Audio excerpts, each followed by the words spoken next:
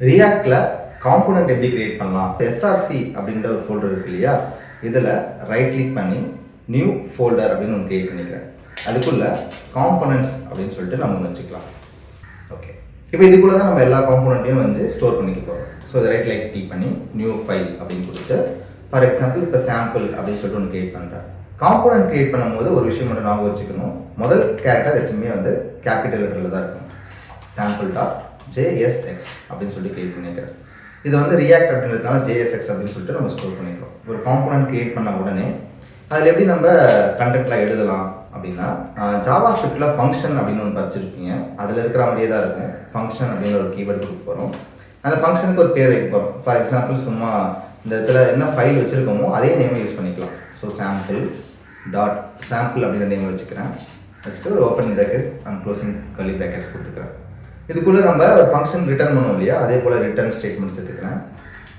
Return அப்படின்னு கொடுத்து ரிட்டர்னுக்குள்ளே நம்ம என்ன ரிட்டர்ன் பண்ண போகிறோம்னா ஒரு HTML ஃபைலை ரிட்டர்ன் பண்ண போகிறோம். ஸோ div அப்படின்னு நம்ம கொடுத்துக்கிட்டு அந்த divக்குள்ளே நான் ஒரு பேராகிராஃப் வச்சு சும்மா ஹலோ அப்படின்னு சொல்லிட்டு வச்சுக்கிறேன். இதை சேவ் பண்ணிவிட்டு இது காம்போனண்ட்டாக எப்படி யூஸ் பண்ணலாம் அப்படின்னு பார்த்தீங்கன்னா, காம்போனன்ட் கிரியேட் ஆயிடுச்சு. இப்போ இந்த காம்போனண்ட்டை நான் யூஸ் பண்ணணும். எப்படி தான் இருந்தாலும் இது ஒரு ஜாவா ஸ்கிரிப்ட் மாதிரி தானே இருக்குது. எனக்கு HTML ஃபைலில் தான் போய் இது லோட் ஆகணும். அப்போ முதல்ல இந்த இடத்துல நீங்கள் கிரியேட் பண்ண இந்த காம்போனண்ட்டை நீங்கள் எக்ஸ்போர்ட் பண்ணணும். எக்ஸ்போர்ட்னா எக்ஸ்போர்ட் அப்படின்னு சொல்லிட்டு கொடுத்துட்டு எக்ஸ்போர்ட் டிஃபால்ட் அப்படின்னு கொடுப்பாங்க. டிஃபால்ட் நீங்கள் என்ன இந்த சாம்பிள் தானே உங்களோட காம்போனண்ட். ஸோ அந்த காம்போனண்ட்டை நான் இங்கே எக்ஸ்போர்ட் பண்ணிக்கிறேன். சேவ் பண்ணிட்டேன். சரி, இந்த எக்ஸ்போர்ட் பண்ண இந்த காம்போனண்ட்டை எப்படி யூஸ் பண்ணலாம் அப்படின்னு பார்த்தீங்கன்னா, இங்கே உங்களோட SRC ஃபோல்டருக்குள்ளேயே index.js அப்படின்னு சொல்லிட்டு ஒரு ஃபைல் இருக்கும். இந்த ஃபைல் தான் நம்மளுடைய இண்டெக்ஸ் பேஜ். இந்த இடத்துல தான் நம்ம ப்ரோக்ராமே ரன் ஆக ஸ்டார்ட் பண்ணணும். ஸோ இங்கே போயிட்டு இது கீழே இந்த ஆப்னு சொல்லிட்டு ஒன்று வச்சுருக்காங்க இல்லையா, இது ஒன் ஆஃப் த காம்போனன்ட் தான். இதை கமெண்ட் வேணால் பண்ணிக்கலாம். கமெண்ட் பண்ணிவிட்டு நான் அதை கீழே கொண்டு போயிட்டு நான் இதை வைக்க போகிறேன். சாம்பிள் அப்படின்னு சொல்லிட்டு நம்ம எழுதி வச்சுருக்கோம் இல்லையா, நான் சாம்பிளை வைக்க போகிறேன். அப்போ சாம்பிள் யூஸ் பண்ணணும் அப்படின்னா இங்கே யூஸ் பண்ணுறதுக்கு முன்னாடி இங்கே இம்போர்ட் பண்ணணும். ஆல்ரெடி இங்கே இடத்துல ஆப் யூஸ் பண்ணியிருக்காங்க. அந்த ஆப்பை கூட இங்கே இம்போர்ட்டும் பண்ணியிருக்காங்க.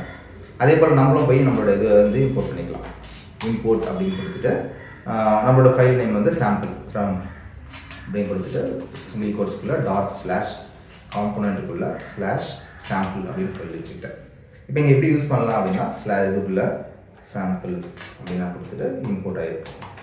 இந்த டிஃபால்ட்டாகவே வந்து நீங்கள் சாம்பிள் கொடுக்கும்போது டிஃபால்ட்டாக எக்ஸ்போர்ட் ஆகிடும். நான் உங்களுக்கு மேனுவலாக பண்ணி காமிக்கணுன்றதுக்காக அப்படி பண்ணேன். ப்ராஜெக்ட் எப்படி ரன் பண்ணலாம்னா NPM எல்லாமே ஸ்மால் லெட்டர் NPM. இப்போ பார்த்தீங்கன்னா அது ஹலோ அப்படின்றது இங்கே வந்துருக்கு. ஸோ இப்படி தான் அந்த காம்போனண்ட்டை நம்ம கிரியேட் பண்ணியிருக்கோம்.